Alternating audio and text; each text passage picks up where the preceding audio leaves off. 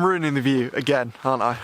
Location, location, location is the topic of this video and my favourite mid-morning property programme. Our buyers are prepared to shell out a cool £500,000 this weekend. Which I don't watch all that much, but when I do watch it, I really enjoy it. I probably should spend more time on my emails, to be honest, but we all procrastinate from time to time, don't we? Anyway, this video is not about a property programme, but it is about locations, photography locations, because lots of you say to me that I'm really lucky to be able to go to places like this, northern Norway, and it's true, it's absolutely true. And as I alluded to in a video a few weeks ago, to some extent, it kind of feels like cheating, and some of you think it's cheating, I'm sure. However, what I would say is that if you want to improve your photography the absolute fastest, then places like this, Lofoten, I think is how you say it, or the Faroes, or countless other places, they are not the kind of places to improve your photography at the quickest rate. By the way, it's 1:34 AM, which at this time of year here looks an awful lot like 1:34 PM. Middle of the night. But yeah, places like this are not the best places to learn your skills, to sharpen your tools. And that's because, as you might be able to tell, you can spin pretty much 360 in a place like this and consistently find,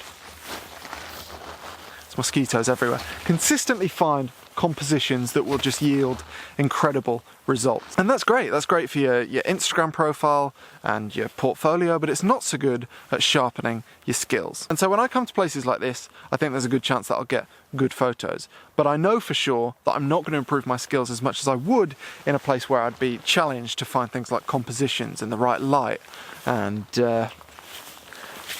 just interesting subjects. These mosquitoes are relentless. Yeah, so as much as these places are great to come for photography, they're really the kinds of places that you should come when you're confident in your skills. And I speak from personal experience because I've ruined many a trip early on in my photography career, my hobby, where I just didn't have the skills to take advantage of where I was. I spent 2 weeks in New Zealand moping around 7 or 8 years ago because I was surrounded by incredible scenery and I couldn't make the most of it. I didn't have the skills and the tools to be able to make the most of that scenery and to take good shots, even though I could see that good shots were there to be had. And that was incredibly frustrating and, well, not a waste of time. I had a brilliant trip, but it was infuriating as far as the photography goes. But yeah, that's the point I'm trying to make here, is that if you want to improve your skills as fast as you possibly can, you should go to places not like this, places that are much less well known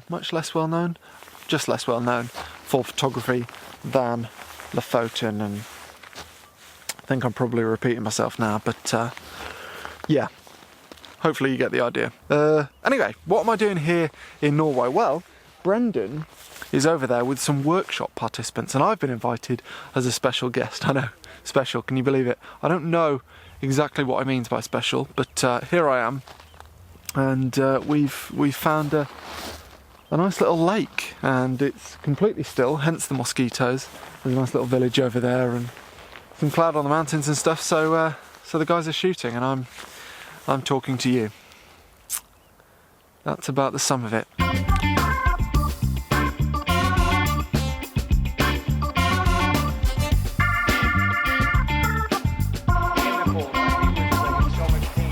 Everybody, it's Brendan.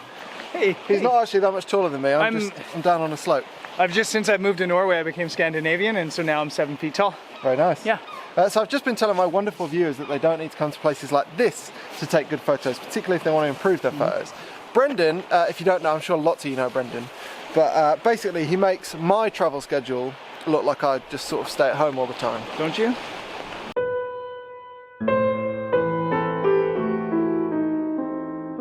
What would your advice be to people who say that, you know, it's easy for us because we travel all the time and that they think they need to come to places like this? Yeah, so I was telling you the other day that one of the things is, I always tell people that the UK has probably the best landscape photographers in the world, and I think there's a reason behind it, and I think it's because you don't have this, you don't have anything that's like crazy epic and easy to shoot, so you really have to hone your skills, you really have to, you know, find the beauty and the details in the UK, and it really makes your landscape photography skills really sharp. Whereas I was spoiled. I'm from Canada. We got big mountains everywhere. I just went out, pointed the camera at stuff. It looked cool. Yeah. And it took me a little bit longer, I think. Okay.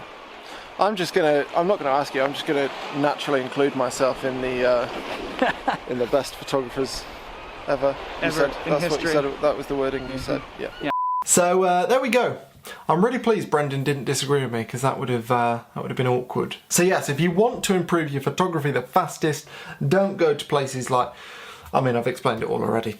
You get the gist. Also, I was being deadly serious about Brendan. If you've not seen his channel before, his itinerary alone just makes me feel really, really tired. He's constantly on the go and constantly making really, really good landscape photography videos. So go and check him out if you haven't already. Also, I made a video the other day, or I put up a video the other day about Greenland, a Greenland vlog from a few months ago. It's a little bit late, to be fair, but it hasn't got that many views, and I don't know whether it's because people just aren't interested in it, which may be the case, or for some reason you're not being shown that video in your feed or whatever. So if you are interested in watching that video and you've just not seen it come up on YouTube, then yeah, it's on my channel, so I'd appreciate it if you take a look, because I'm quite proud of that as vlogs go. Anyway, thank you very much for watching this video, and until the next time.